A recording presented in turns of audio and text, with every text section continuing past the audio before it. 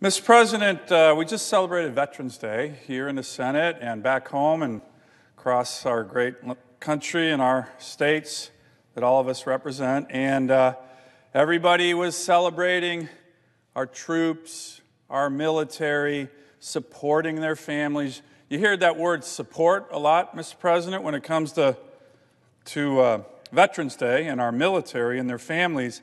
But I'm going to talk a little bit about that's rhetoric. It's all great. Senators talk a lot. But that's very disconnected from actually is what is going on in the Senate right now. What is happening for the action in terms of supporting our troops. And as I came down on the floor a couple weeks ago, Mr. President, and talked about this, I was pretty fired up. I'm someone who's very collegial with my colleagues on both sides of the aisle here. But one thing that I've noticed is that there's talk on supporting troops, and then there's action. And the rhetoric, particularly with my colleagues on the other side of the aisle, doesn't always match what's actually happening. So I'd like to explain to my constituents home, the American people, anyone watching, here's what's happening right now. Here's what's happening right now with regard to supporting our troops. The action, not the rhetoric, the action. 2 weeks ago, my colleagues on the other side of the aisle filibustered the Defense Appropriation Bill. So that's the bill that funds our troops. We had a big budget deal.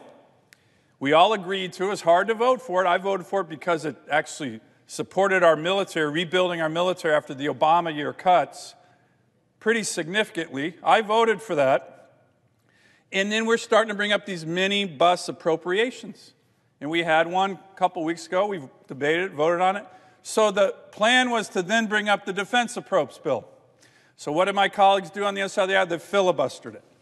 They filibustered it, and it's the 9th time since I've been in the U.S. Senate that my colleagues decided to filibuster the spending for our troops. There's no other bill in the body of the U.S. Senate that the Democrats filibuster more than the bill that funds our troops. They don't want you to know that. They don't go home and brag about it because they should be ashamed about it, but that's what they did. So right now, despite this budget deal, despite all this great support for our troops, my colleagues right now, the 9th time since I've been a senator, 5 years, 9 times, they filibustered the spending for the men and women who serve in the military. I asked the leaders to come on down, explain that to the American people, explain that to the press, explain that to people watching on TV.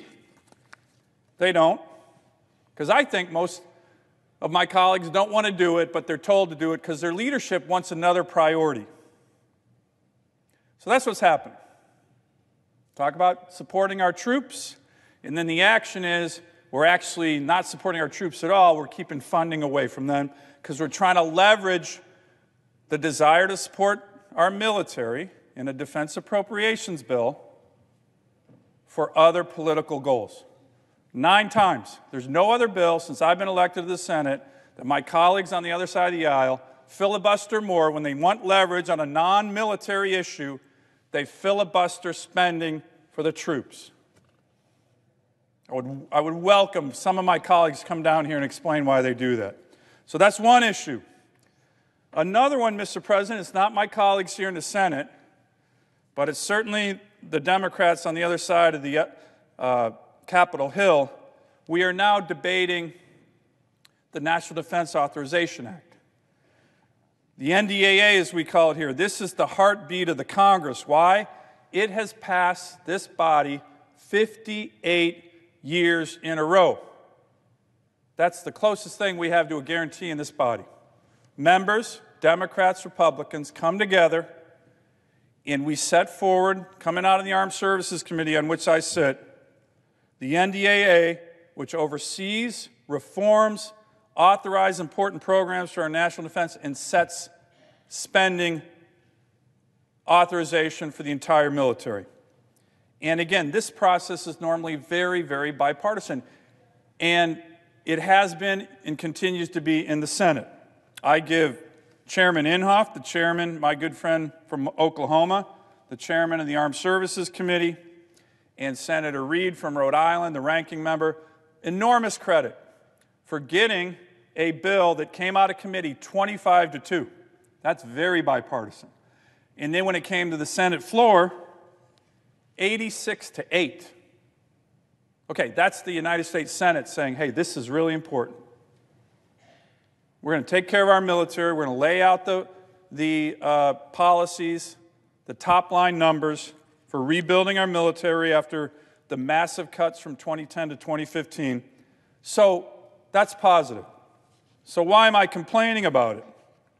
Well, Mr. President, that bill right now on the House side, as we went into the conference, is stuck. Many of the more extreme members who really aren't big supporters of the military, let's just call a spade, on the House side, are now not allowing us to move forward on any kind of compromise in the broader NDAA as we move into conference.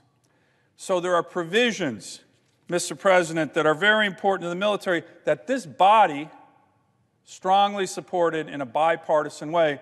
But right now, because of what's going on in the House, the leadership in the House, which seems to be a lot more focused on other issues and not the national security of our nation, is not moving forward on any compromise.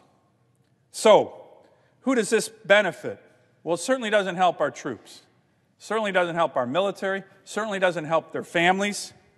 I can guarantee you, whether it's our adversaries or potential adversaries, Russia, China, North Korea, Iran, as they're watching this stalemate on the NDAA, they're very pleased. They're very pleased. But, Mr. President, this is something that we need to come together and address.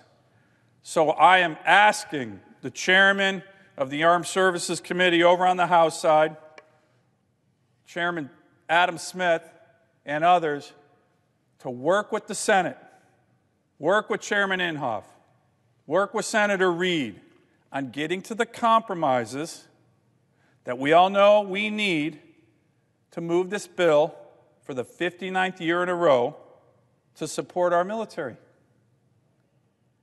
Now, we think that that should be based on the Senate bill. When you have 86 senators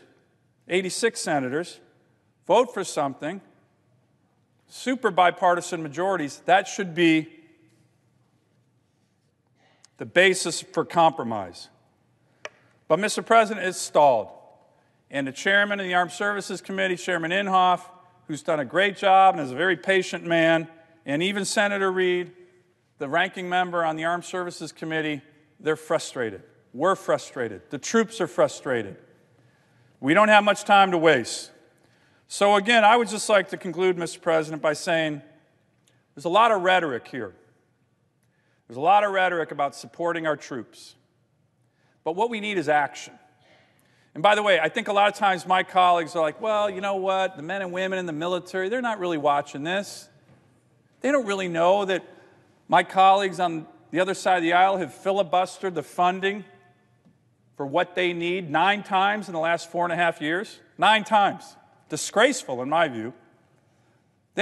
People think that, well, they're not really watching what's going on with the NDAA, how the extreme elements of the Democratic Party on the House side are making sure that there's no compromise so we can't move this bill. But guess what? They are watching. They are watching. They know this. And when they don't get support from the Congress of the United States, it's a problem for our military, not just in terms of the resources they need, but in terms of morale.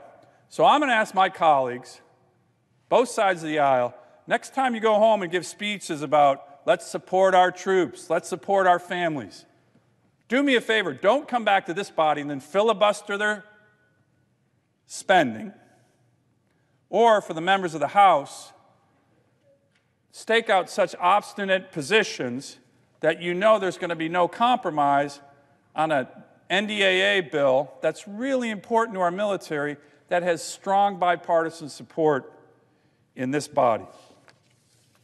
So, Mr. President, I know some of my other colleagues are going to be down on the floor talking about this NDAA issue, talking about the defense appropriations issue, but again, let's match the rhetoric that we all talked about with regard to Veterans Day, about supporting our troops, with action here on the floor, not just hot air and words.